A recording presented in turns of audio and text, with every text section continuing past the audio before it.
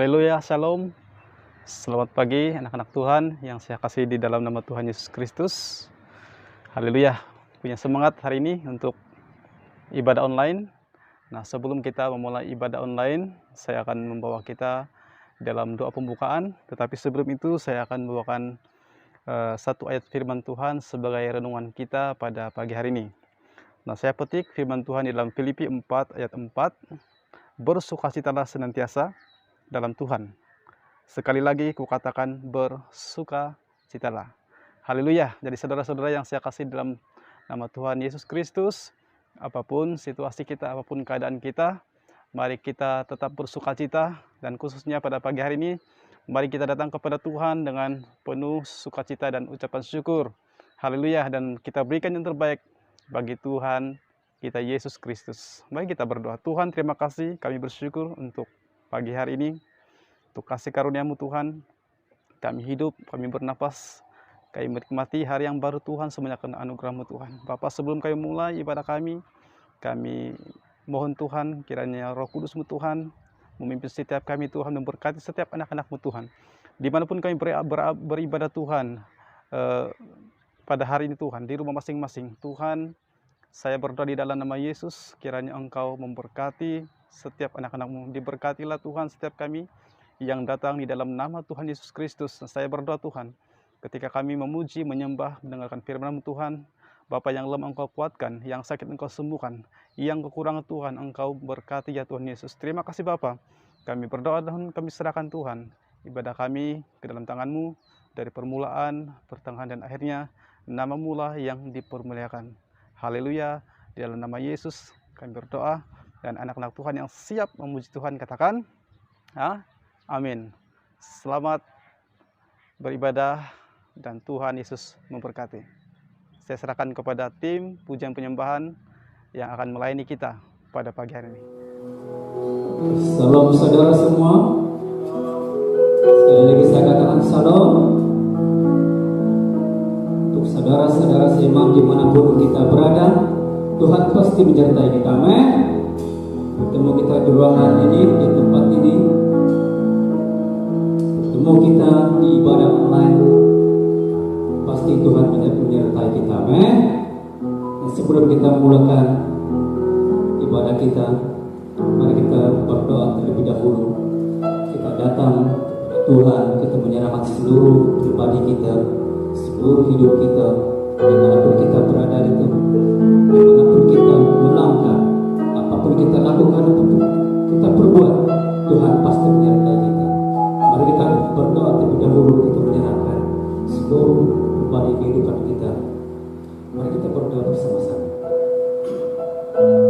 Terima kasih Tuhan Yesus. Syukur kami naikkan kehadirat-Mu Tuhan buat pada saat hari ini.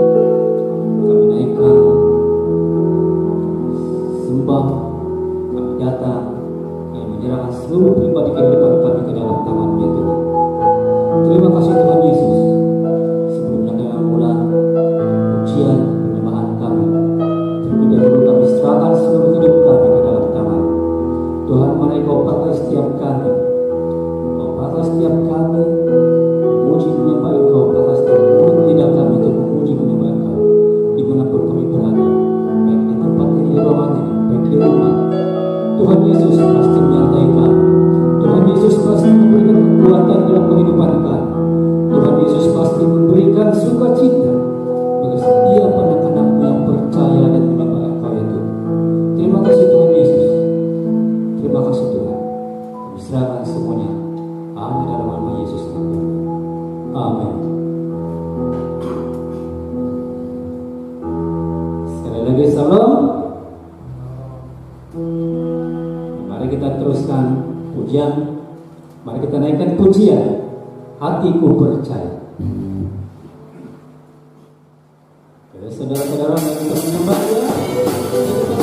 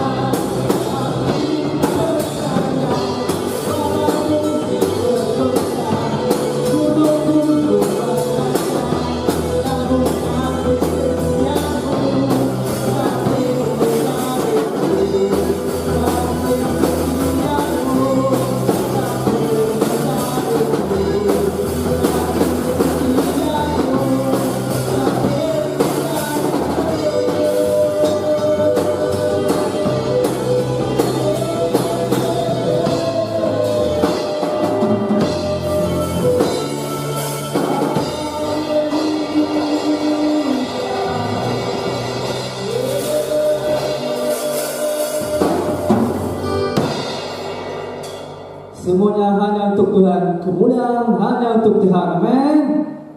Haleluya. Sebelum kita mendengar kebenaran firman Tuhan, saya mengajak saudara-saudari, mari kita menyembah Dia. Mari kita naikkan pujian.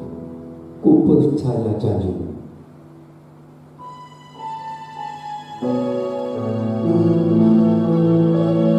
Oh, haleluya. Kami menyembah Engkau ya Tuhan.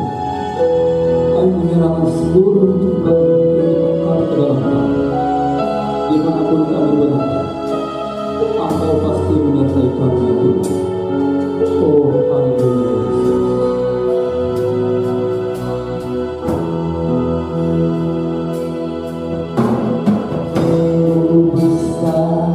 Setiamu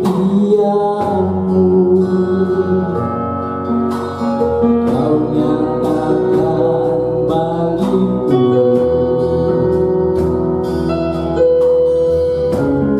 Kau Bapa yang selalu mengerti isi hatiku.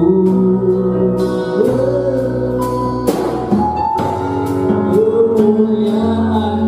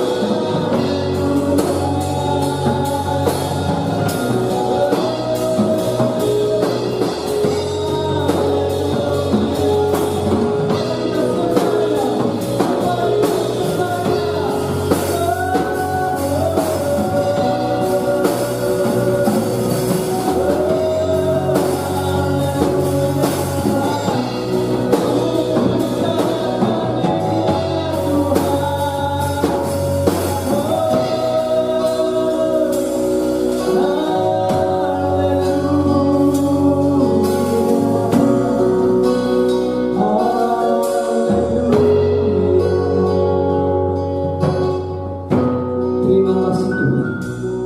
Kami naikkan pujian syukur kami kehadiran. Semua hanya kemuliaan bagi-Mu ya Tuhan. Terima kasih ya Tuhan. Atas setiap anak-anak-Mu yang menyembah-Mu. Urapi setiap kami ya Tuhan. Haleluya Yesus. Terima kasih Tuhan. Sebelumnya kami mendengar firman, mari Tuhan Engkau buka setiap hati mata telinga kami. Engkau pakai setiap kami ya Tuhan. Pakai hamba-Mu yang menyampaikan firman-Mu, karena Dia menjadi sedoran berkat kami hari ini. Haleluya Yesus. Haleluya. Dalam nama Yesus kami berdoa dan mengucap syukur. Haleluya. Amin.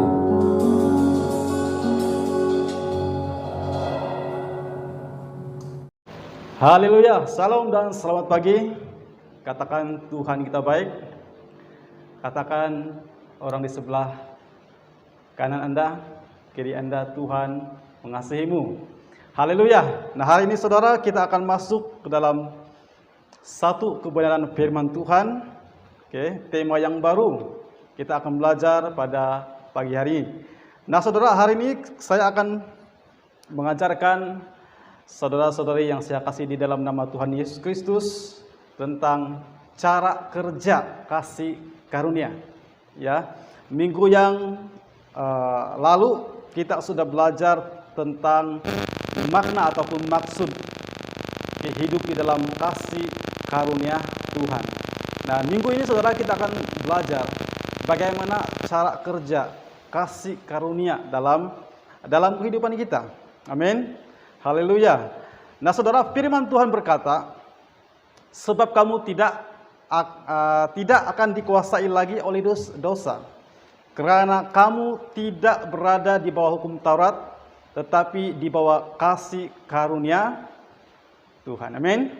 Nah saudara, saya dan saudara bukan lagi hidup di bawah hukum Taurat, tetapi kita sudah ditebus oleh Yesus Kristus sehingga kita hidup di bawah kasih karunia Tuhan. Amin. Jadi saudara-saudara yang saya kasih di dalam nama Tuhan Yesus Kristus, saya dan saudara sudah ditebus oleh darah Yesus sehingga kita bukan lagi hidup di bawah hukum Taurat, tetapi kita sudah hidup di bawah kasih karunia-Nya Tuhan. Amin. Yang percaya katakan amin. Haleluya. Nah saudara, minggu ini kita akan mengupas lebih lanjut tentang hidup kita sebagai orang percaya, yaitu orang yang tidak lagi hidup, tidak lagi dikuasai yang namanya hukum Taurat, tetapi kita sudah hidup di bawah kasih karunia Tuhan. Haleluya. Amin. Minggu yang lepas saya sudah berbicara di poin yang keempat bahwa makna atau maksud hidup di dalam kasih karunia Tuhan itu adalah kita sudah ditebus. Kita tidak lagi di bawah hukum Taurat, tetapi di bawah hukum kasih karunia Tuhan. Amin. Jadi saudara, kita bangga karena kita memiliki Yesus, karena di dalam Yesus Kristus kita hidup di bawah kasih karunia Tuhan. Amin. Katakan dengan diri Anda sendiri, saya hidup di bawah kasih karunia Tuhan. Bukan lagi di bawah hukum Taurat. Haleluya, amin. Nah saudara, hari ini kita akan belajar bersama-sama bagaimana cara kerja kasih karunia. Kenapa saudara kita harus belajar? Karena ini penting saudara. Karena masih ramai orang percaya, hari-hari ini yang sudah hidup sebagai orang percaya, mereka mengatakan bahwa saya sudah hidup di bawah kasih karunia Tuhan, tetapi masih tidak mengerti, masih bingung, bagaimana cara hidup di bawah kasih karunia Tuhan. Haleluya, amin. Nah saudara, apa sebabnya? Salah satu sebab adalah karena mereka kekurangan pengetahuan tentang yang namanya kebenaran firman Tuhan.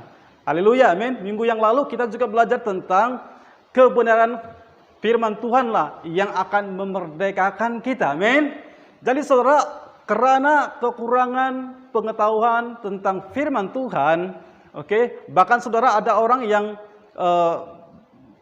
belajar firman Tuhan, oke, hanya mengambil ayat-ayat, oke, tanpa melihat konteksnya, tanpa memahami konteks dalam sebuah firman Tuhan, dalam sebuah petikan firman Tuhan itu, sehingga mereka bingung, mereka masih tidak mengerti dengan begitu jelas, oke, apa maksud firman Tuhan itu. Nah, sebab itu saudara, kenapa penting untuk kita mengetahui bahwa hidup kita di bawah kasih karunia Tuhan itu seperti apa. Oke, supaya saudara kita akan lebih memiliki pengetahuan yang mantap, amin. Supaya saudara kita akan memiliki iman yang lebih mantap dan hebat. Siap untuk belajar firman Tuhan? Haleluya, amin. Haleluya. Nah, saudara, hari ini kita akan belajar, oke, firman Tuhan tadi yang saya katakan, oke, yaitu cara kerja kasih karunia. Haleluya, amin. Saudara harus, oke, kita harus belajar, saudara, supaya kita tidak lagi bingung, oke, supaya kita mengerti lebih dalam lagi, saudara. Oke. Jadi saudara, kalau kita mengerti bagaimana hidup di bawah kasih karunia Tuhan, oke, kita akan tahu bagaimana kita berperkara dengan Tuhan. Oke. Oke, bagaimana cara kita berpikir, bagaimana sikap kita, tingkah laku kita. Oke.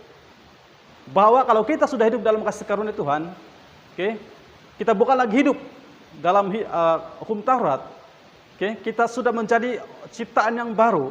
Maka saudara, apa yang harus kita rubah, apa yang harus kita ubah adalah kehidupan yang baru kita, cara berpikir kita, oke, perbuatan kita, tingkah laku kita, saudara, sikap kita, itu yang kita perlukan, amin. Oke, haleluya. Jadi saudara, jangan lagi kita membawa cara hidup kita yang lama, oke. Haleluya, karena kita sudah hidup di bawah kasih karunia Tuhan. Oke, firman Tuhan berkata, yang lama sudah berlalu kan, tetapi yang baru sudah datang. Amin. Jadi saudara, hari ini kita akan melihat di dalam Matius, firman Tuhan dalam Matius pasal yang kelima, ayat 17 sampai ayat yang ke-20. Oke, Matius pasal 5 ayat 17 sampai 20. Firman Tuhan berkata demikian, "Janganlah kamu menyangka bahwa aku datang untuk meniadakan hukum Taurat atau kitab para nabi. Aku datang bukan untuk meniadakannya, melainkan untuk menggenapinya. Karena aku berkata kepadamu, sesungguhnya selama belum lenyap langit dan bumi ini, satu iota atau satu titik pun tidak akan ditiadakan dari hukum Taurat sebelum semuanya terjadi. Karena itu siapa yang meniadakan salah satu perintah hukum Taurat sekecil, sekalipun yang kecil, dan mengajarkannya demikian kepada orang lain, ia akan menduduki tempat yang paling rendah di dalam kerajaan surga. Tetapi siapa yang melakukan dan mengajarkan segala perintah-perintah hukum Taurat, ia akan menduduki tempat yang tinggi dalam kerajaan surga. Maka aku berkata kepadamu, jika hidup keagamaanmu tidak lebih benar dari hidup keagamaan ahli-ahli Taurat dan orang-orang Farisi, sesungguhnya kamu tidak akan masuk ke dalam kerajaan surga." Haleluya, amin. Jadi saudara, kita akan melihat, oke, ayat 18 sampai 19 seringkali digunakan atau dipakai oleh orang untuk mengajarkan kepada orang Kristen, sehingga saudara, mereka menakut-nakutkan orang percaya. Oke. Sebab itu saudara, saya katakan bahwa ada orang yang suka ambil satu ayat, sepotong-sepotong ayat, sehingga saudara mereka tidak memahami apa konteksnya. Oke, kalau kita melihat ayat 18 sampai 19 berkata, oke, karena aku berkata kepadamu, sesungguhnya selama belum lenyap langit dan bumi ini, satu iota atau satu titik pun tidak akan ditiadakan dari hukum Taurat sebelum semuanya terjadi. Karena itu, siapa yang meniadakan salah satu perintah hukum Taurat sekalipun yang kecil dan mengajarkannya demikian kepada orang lain, ia akan menduduki tempat yang paling rendah di dalam kerajaan surga. Tetapi siapa yang melakukan dan mengajarkan segala perintah-perintah hukum Taurat, ia akan menduduki tempat yang tinggi dalam kerajaan surga. Oke, ayat ini mengatakan jika salah satu perintah hukum Taurat, oke, tidak dilakukan, sekalipun yang kecil, haleluya, dan mengajarkan kepada orang lain, ia akan menduduki tempat yang paling rendah di dalam kerajaan surga. Nah, saudara, hari ini saya akan mengajarkan kepada kita, bahwa kita tidak lagi hidup di bawah hukum Taurat, tetapi hidup di bawah kasih karunia. Amin. Jika begitu, saudara, bagaimana kedudukan saya? Nah, saudara, kalau kita hanya memetik dua ayat ini, saudara, maka kita akan bertanya, apakah saya ini layak? Apakah saya ini ada harapan untuk masuk surga? Saya punya kepastian untuk hidup di dalam kerajaan surga. Karena kalau kita melihat ayat ini, saudara, orang yang meniadakan satu iota atau satu titik pun daripada hukum Taurat itu, saudara, maka dia tidak layak di dalam kerajaan surga. Haleluya. Jadi, saudara, apakah kedudukan kita, saudara, sebagai orang yang sudah mengaku, yang sudah percaya bahwa saya dan saudara sudah hidup dalam kasih karunia Tuhan? Haleluya. Jadi, saudara, kalau kita melihat ayat ini sepintas lalu, tanpa kita melihat konteks keseluruhannya, firman Tuhan ini benar, betul. Karena yang mengatakan ini, yang mengajarkan ini, yang mengucapkan perkataan ini adalah Yesus sendiri, kan? Tetapi, saudara, kita tidak melihat secara keseluruhan konteks firman Tuhan ini. Jadi, saudara, kalau kita ingin memahami firman Tuhan ini, kita akan melihat, secara keseluruhan. Nah, apa yang dibicarakan di dalam ayat 18 sampai 19 itu, saudara, adalah sebelum hukum Taurat itu digenapi. Sebelum hukum Taurat itu digenapi, maka setiap orang harus melakukan hukum Taurat agar, saudara, mereka layak ataupun mereka punya kepastian harapan untuk masuk dalam kerajaan surga. Tetapi, saudara, kalau kita melihat konteksnya adalah di dalam ayat yang ke-17. Kita lihat, saudara, bahwa di dalam ayat yang ke-19 Yesus berkata, "Aku datang bukan untuk meniadakan hukum Taurat." Amin. Tetapi menggenapi. Haleluya. Amin. Jadi, saudara, hukum Taurat itu bukan untuk ditiadakan, bukan untuk dihilangkan, bukan untuk dihapus, tetapi digenapi. Di dalam ayat 18-19 tadi itu sebelum digenapi, sebelum Yesus datang, selagi itu belum digenapi. Tetapi setelah Yesus datang, dia mati di atas kayu salib, dia menggenapi keseluruhan hukum Taurat itu, sehingga, saudara, kita tidak lagi hidup di bawah hukum Taurat. Amin. Haleluya. Nah, saudara, apa beza hidup di bawah hukum Taurat dan hidup di bawah kasih karunia? Saudara, hidup di dalam hukum Taurat, Allah akan berperkara, Allah akan menilai, Allah akan memperhitungkan berdasarkan ketaatan kita, saudara, berdasarkan perbuatan kita, berdasarkan kesanggupan kita untuk melakukan seluruh hukum Taurat. Jadi, saudara, kalau kita ingin diberkati, kalau hidup dalam hukum Taurat, kalau kita ingin diberkati oleh Tuhan, maka, saudara, kita harus melakukan semuanya, tidak boleh gagal. Berapa hukum Taurat, saudara? Ada 10. Kalau kita mau diberkati, kita harus melakukan 10-nya dengan sempurna, perfect. Kalau salah satunya kita tidak buat, saudara, maka tidak ada berkat. Jadi, saudara, hidup di dalam hukum Taurat, Allah akan berperkara ataupun Allah akan menilai ataupun Allah akan memperhitungkan berdasarkan ketaatan kita, perbuatan kita, kesanggupan kita untuk melakukan segala hukum Taurat. Contohnya, saudara, kalau kita masih hidup di bawah hukum Taurat, kalau kita sakit,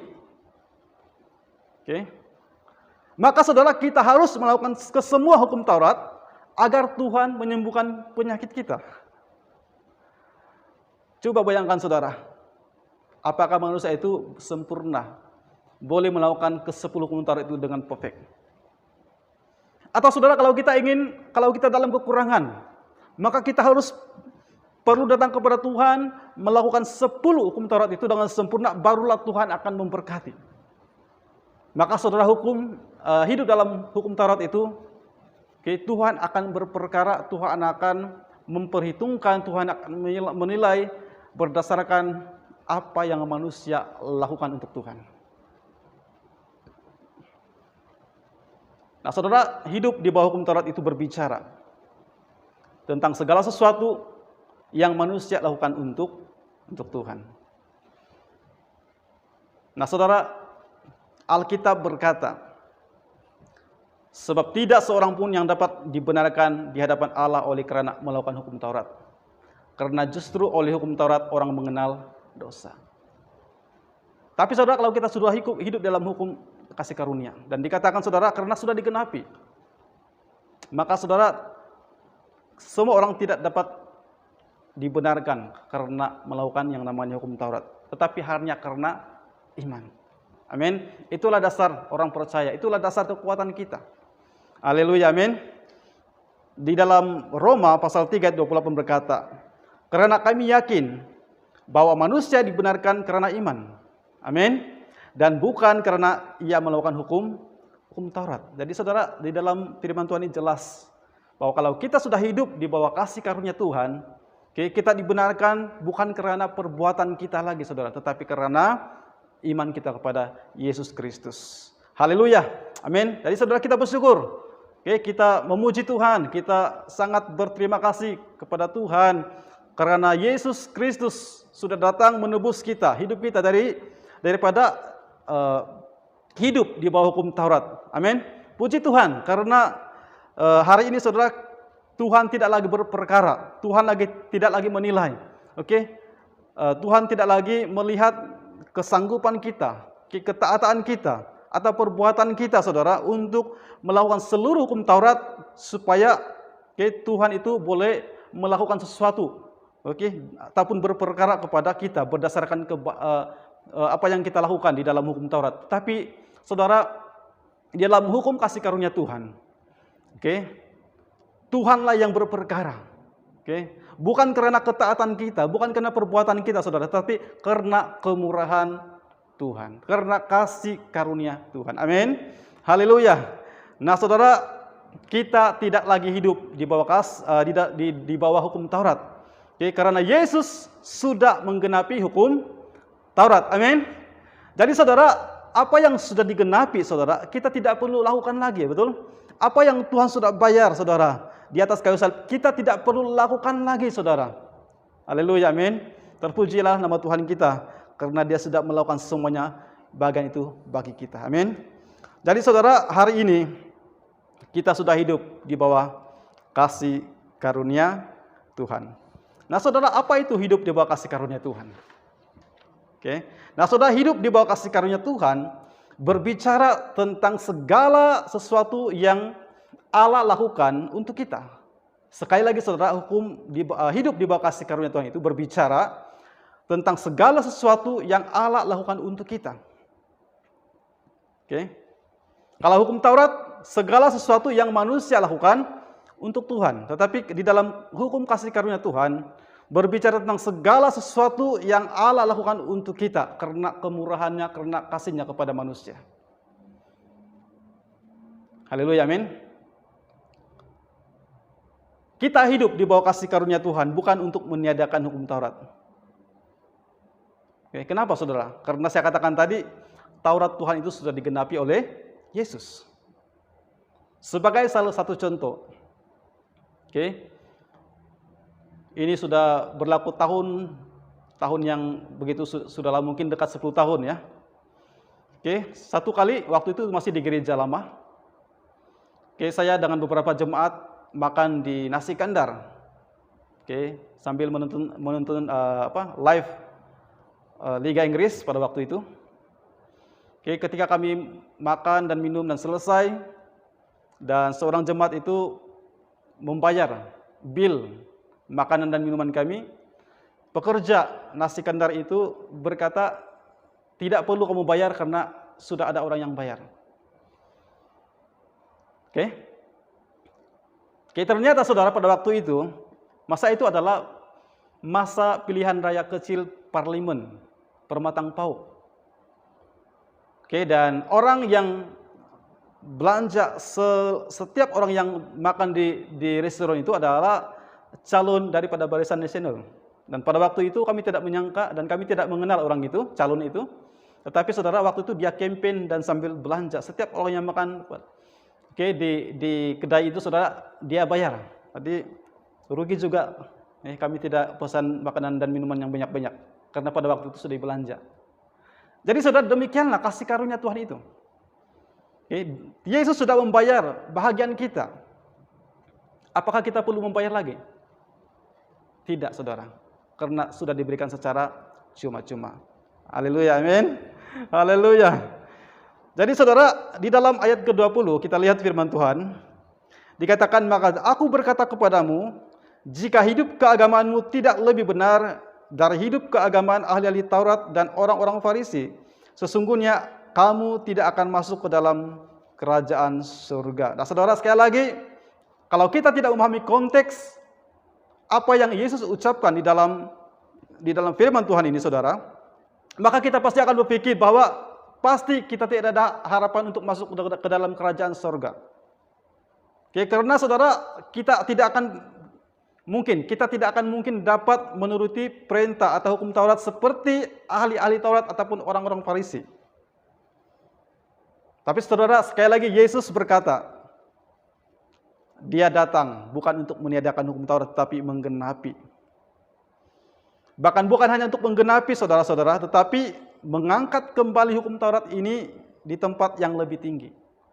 Ternyata saudara, selama itu saudara, hukum Taurat itu sudah di downgrade atau sudah direndahkan dia punya standar, saudara. Oke, menurut kemampuan ahli-ahli Taurat dan orang-orang Farisi. Oke. Saudara, kalau kita membaca ayat-ayat yang seterusnya, Yesus memberikan contoh. Oke, bagaimana saudara ahli Taurat itu mendowngrade standar hukum Taurat itu. Oke, mereka berkata, kalau kamu berzina itu maksudnya harus tidur dengan orang. Tetapi Yesus berkata, kamu hanya melihat wanita, kamu mengingini dalam hati dan pikiranmu, kamu sudah berzina. Maksudnya saudara, Yesus datang bukan untuk meniadakan hukum Taurat, tetapi dia menggenapi, bahkan dia upgrade standar yang lebih tinggi. Saudara, mungkin kita berpikir, kita tidak membunuh. Tetapi saudara, firman Tuhan berkata, kalau kita membenci, kita sudah membunuh. Maksudnya saudara, Tuhan bukan datang untuk meniadakan hukum Taurat, tetapi dia menggenapi. Amin. Nah saudara, jika kita masih hidup di dalam hukum Taurat, apakah kita dapat sanggup melakukan semua ini? Jadi saudara, kalau kita kira-kira masih hidup di bawah hukum Taurat, apakah kita sanggup melakukan ke-10 hukum Taurat ini, saudara? Karena kalau kita hidup di bawah hukum Taurat, dikatakan tadi tidak boleh meninggalkan setitik pun, kan? Yang paling kecil pun tidak boleh dihilangkan. Oke. Kalau mungkin kita berkata saya sudah melakukan 9 daripada 10, itu pun saudara tidak layak. Harus melakukan secara perfect. Saudara, apakah kita mampu? Kalau kita masih hidup di bawah hukum Taurat. Saudara, saya secara pribadi saya tidak mampu, saudara. Saudara, hari ini kalau kita berasa Tuhan saya tidak mampu. Kalau hari ini kita berteriak kepada Tuhan, berkata, Tuhan saya tidak mampu melakukan ke-10 hukum Taurat itu. Saudara, hari ini kabar baiknya. Oke. Yesus sudah datang untuk menggenapi hukum Taurat itu supaya saudara kita tidak lagi hidup di bawah hukum Taurat. Amin. Tetapi hidup di bawah kasih karunia Tuhan. Jadi saudara, kita perlukan Yesus. Yesus itu adalah juru selamat kita. Yesus itu adalah kebenaran kita. Amin. Di dalam Roma pasal 5 ayat 19, jadi sama seperti oleh ketidaktaatan satu orang, semua orang telah menjadi berdosa. Demikian pula oleh ketaatan satu orang, semua orang menjadi orang benar. Siapakah satu orang itu, saudara? Yesus. Jadi hari ini saudara, kalau kita sudah percaya menerima Yesus sebagai Tuhan dan Juru Selamat pribadi kita, maka saudara, oleh karena ketaatan satu orang itu Yesus, maka saudara, kita adalah orang-orang yang sudah dibenarkan. Amin. Katakan dengan diri Anda sendiri, saya sudah dibenarkan oleh Yesus Kristus. Amin, saudara. Amin. Jadi saudara, kita menjadi benar. Kita menjadi benar bukan karena ketaatan kita. Bukan karena perbuatan kita, bukan karena kesanggupan kita, tetapi oleh karena ketaatan seseorang, yaitu Yesus Kristus.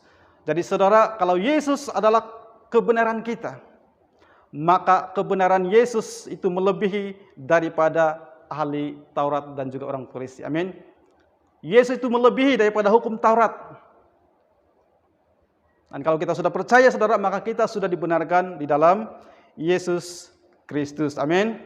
Jadi saudara, kalau Yesus adalah kebenaran kita saudara hari ini, kabar baiknya kita bukan saja punya harapan masuk ke dalam kerajaan surga, tetapi kita punya kepastian masuk di dalam kerajaan surga. Amin. Haleluya. Amin. Haleluya. Nah saudara, maksudnya apa saudara? Selagi hukum Taurat ini tidak digenapi, kita pasti tidak masuk ke dalam kerajaan surga. Oke, karena kita masih hidup di bawah hukum Taurat. Tetapi saudara, kita tidak perlu lagi merasa takut saudara, karena kabar baiknya Yesus sudah menggenapi semuanya itu saudara. Amin. Haleluya. Nah saudara, kalau kita sudah mengerti dan kalau kita memahami bahwa kita ini sudah hidup di bawah kasih karunia Tuhan, maka saudara, apa yang kita harus belajar pada hari ini adalah agar kita tidak membawa cara hidup kita yang lama untuk dibawa kepada hidup yang baru. Oke, jangan lagi kita bawa hidup kita yang lama, saudara, pikiran kita, perbuatan kita, sikap kita, perilaku kita, oke, kepada kehidupan yang baru, yaitu di bawah hukum kasih karunia Tuhan. Oke, sebab itu saudara, hari ini saya mau ajarkan kepada kita, tentang satu kebenaran firman Tuhan yang saya yakin dan percaya itu pasti akan memerdekakan kita. Amin. Siap untuk belajar firman Tuhan? Kita lihat di dalam Matius pasal 20. Matius pasal 20 ayat 1 sampai 16. Kita akan belajar sesuatu yang luar biasa daripada kisah ini saudara, yaitu tentang perumpamaan orang-orang upahan di kebun anggur. Haleluya. Adapun hal kerajaan surga sama seperti seorang tuan rumah yang pagi-pagi benar keluar mencari pekerja-pekerja untuk kebun anggurnya. Setelah ia sepakat dengan pekerja-pekerja itu mengenai upah sedinar sehari, ia menyuruh mereka ke kebun anggurnya. Kira-kira pukul 9 pagi ia keluar pula dan dilihatnya ada lagi orang-orang lain yang menganggur di pasar.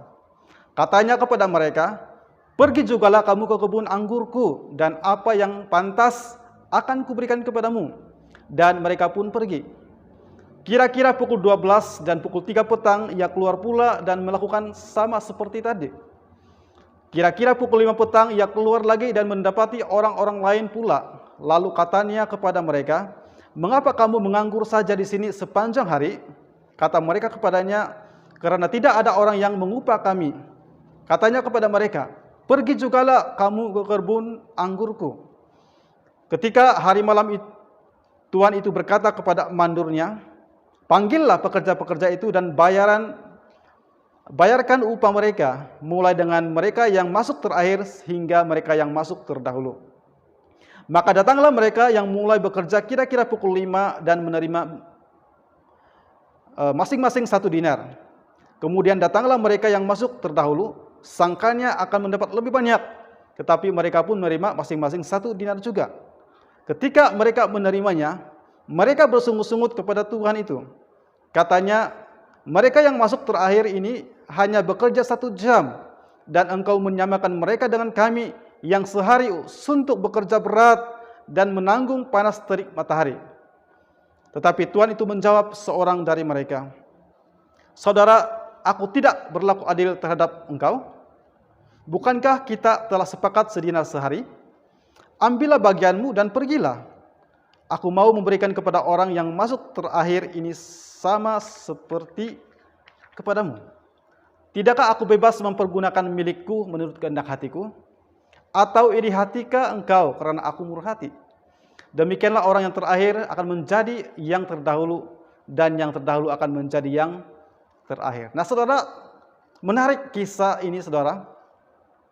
Oke, kalau kita membaca pada ayat pertama, Tuan punya kebun anggur itu, dia mencari orang yang bekerja di kebun anggurnya. Oke. Dan ketika dia keluar mencari orang yang bekerja, dia membuat satu perjanjian, kan? Di dalam ayat kedua mereka sepakat. Maksudnya ada satu perjanjian bahwa tuan dan pekerja itu mereka sepakat untuk satu hari itu 1 dinar. Tetapi saudara, di dalam kisah yang seterusnya, ketika tuan itu mencari lagi pekerja, tidak ada yang namanya perjanjian, tetapi dia berkata, apa yang pantas akan kuberikan kepadamu. Maksudnya saudara, apa yang menurut hatinya, dia berikan, tapi tidak ada ikatan, tidak ada perjanjian. Sehingga saudara, kita melihat ketika mereka selesai bekerja dan dipanggillah pekerja-pekerja itu, mulai daripada yang masuk kerja lewat jam 5, kan, dan mereka hanya bekerja kira-kira 1 jam dan dibayar 1 dinar. Dan saudara, ketika orang yang awal itu, awal masuk kerja itu melihat bahwa yang kerja 1 jam pun dibayar 1 dinar, mereka berpikir bahwa kita pasti akan dibayar lebih banyak, karena kita lebih bekerja lebih berat, di bawah panas matahari, dan kita bekerja lebih waktu. Tetapi ketika mereka datang untuk mendapat upah, gaji mereka dibayar 1 dinar juga. Dan disitulah saudara, mereka memberontak, mereka marah. Kenapa kami tidak dibayar seperti yang sepatutnya? Dan Tuhan itu berkata kepada salah seorang daripada mereka, bukankah kita sudah sepakat? Bukankah kita sudah membuat satu perjanjian bahwa 1 hari saya akan bayar kamu 1 dinar?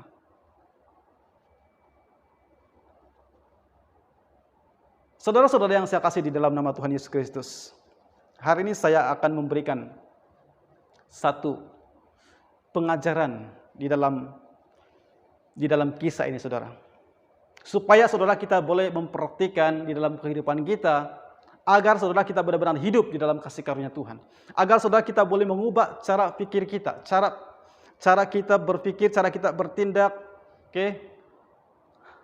integriti kita, saudara, perilaku kita, saudara, supaya kita boleh ubah. Kalau kita berkata saya hidup di bawah kasih karunia Tuhan, maka saudara, sekali lagi kita harus membuang pikiran yang lama, perilaku yang lama, sikap yang lama. Janganlah kita seperti orang-orang pekerja yang masuk pada jam 7 ini, saudara. Karena saudara, mereka datang kepada Tuhan itu, saudara. Mereka menuntut karena mereka berkata, mereka berpikir kami melakukan lebih baik, kami lebih bersusah payah, kami bekerja lebih panjang daripada orang yang terakhir itu. Kenapa kami tidak dapat apa yang kami mau? Saudara, orang-orang seperti ini mereka mengikat Tuhan. Jadi saudara, jangan kita mengikat Tuhan kita. Karena kalau kita masih berpikiran seperti orang yang pekerja yang pertama ini, saudara, maksudnya saudara, kita masih berpikir bahwa kita akan dapat sesuatu atas perbuatan kita, atas ketaatan kita, atas kesanggupan kita. Dan kita belajar dari awal tadi bahwa kalau hidup di bawah hukum Taurat itu adalah dasar apa? Dasar apa yang kita lakukan? Apa kesanggupan kita untuk melakukan hukum Taurat, dan disitulah baru kita akan terima berkat daripada Tuhan. Jadi saudara, jangan kita mengikat Tuhan kita. Tetapi saudara, marilah kita datang kepada Tuhan dengan penuh harapan. Marilah kita datang kepada Tuhan, saudara, dengan merindukan kasih karunia Tuhan, mengharapkan belas kasihan Tuhan, mengharapkan kemurahan Tuhan. Bukan apa yang kita buat, saudara. Mungkin saudara selama ini kita selalu berkata kepada Tuhan, kenapa Tuhan saya lebih aktif di gereja, saya lebih melayani lebih baik daripada orang lain. Oke, saya memberikan persembahan, persepuluhan. Saya setia dalam perkara-perkara ini. Saya setia berdoa. Tetapi saudara, kenapa orang yang tidak setia berdoa, tidak setia memberi? Oke, engkau berkati. Saudara, sekali lagi, itu adalah pikiran lama. Kita sedang mengikat Tuhan kita. Kita sedang menuntut Tuhan kita melakukan segala sesuatu apa yang kita lakukan. Seolah-olah Tuhan kita itu berhutang dengan kita. Saudara, hari ini saya ingin berkata kepada kita semua. Jangan lagi kita pernah mengikat Tuhan atau menuntut Tuhan melakukan sesuatu kepada kita atas apa yang sudah kita lakukan. Saudara, tahukah ketika kita mengikat Tuhan, maka Tuhan tidak boleh bebas untuk memberkati hidup kita. Jadi saudara, kalau kita mau hidup kita diberkati, kalau kita mau hidup tenang, kita tidak iri hati, kita tidak menghakimi orang lain. Kenapa orang ini tidak setia kepada Tuhan? Kenapa orang ini berbuat dosa, tetapi macam dia pula yang lebih diberkati daripada saya yang setia? Saudara, itu adalah pikiran yang lama, pikiran di bawah hukum Taurat. Saudara, hari ini kita rubah. Amin. Biarlah Tuhan, biarlah kemurahan Tuhan yang terjadi dalam kehidupan kita. Amin. Ketika Tuhan tidak diikat, maka Tuhan bebas melepaskan berkat-Nya. Nah saudara, mulai hari ini mari kita datang kepada Tuhan dengan attitude, sikap kita, cara berpikir kita, tingkah laku kita yang baru. Jangan pernah mengikat Tuhan, tetapi datanglah selalu kepada Tuhan dengan hati yang selalu mengharapkan kemurahan Tuhan. Karena saudara, Tuhan kita adalah Tuhan yang murah hati. Amin. Haleluya. Oke, datanglah dengan mengharapkan kemurahan-Nya dan juga kasih karunia-Nya. Saudara, di bawah hukum Taurat, Tuhan tidak punya kesempatan untuk menyatakan kemurahan isi hatinya kepada kita. Kenapa saudara? Karena segala sesuatu diukur dengan ketaatan kita, perbuatan kita, kesanggupan kita melakukan hukum Taurat. Dengan kata lain, saya katakan sekali lagi, kita mengikat yang namanya Tuhan. Amin. Jadi saudara, jangan pernah mengikat Tuhan. Haleluya, amin. Haleluya. Anda belajar sesuatu yang baru pagi ini. Haleluya, Tuhan memberkati. Mari kita berdoa. Tuhan, terima kasih untuk kasih karunia-Mu Tuhan. Hari ini Tuhan, kami belajar hal yang baru Tuhan, bahwa kalau kami hidup di bawah kasih karunia Tuhan, oh haleluya, kami akan mengalami berkat yang daripada Engkau Tuhan Yesus, karena Engkau adalah sumber segala berkat.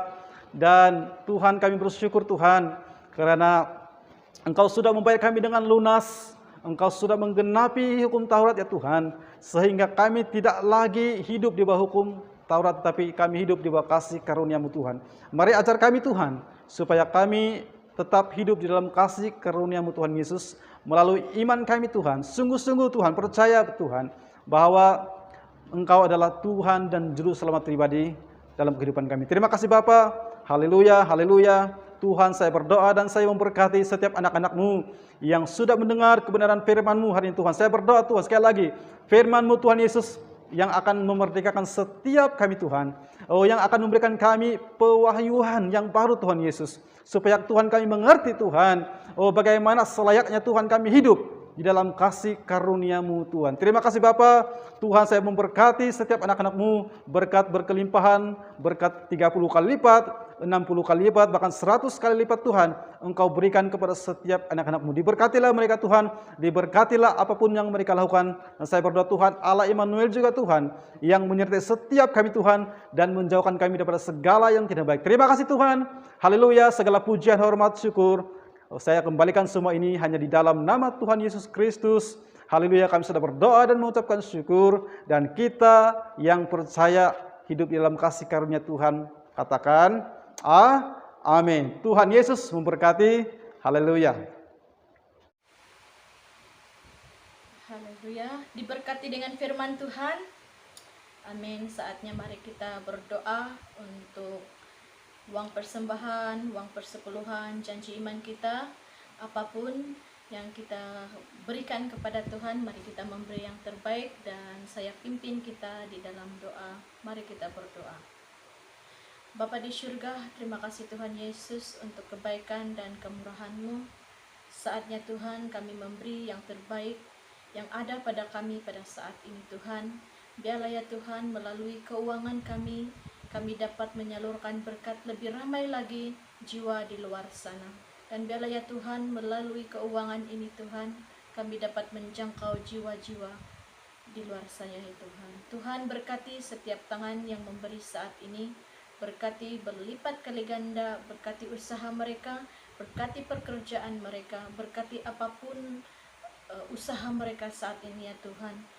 Biarlah Tuhan Engkau terus memberkati dan terus memberkati setiap kami yang memberi. Terima kasih Tuhan untuk berkat-Mu ini. Kami siap memberi dengan sukacita. Haleluya, dalam nama Yesus kami berdoa. Amin.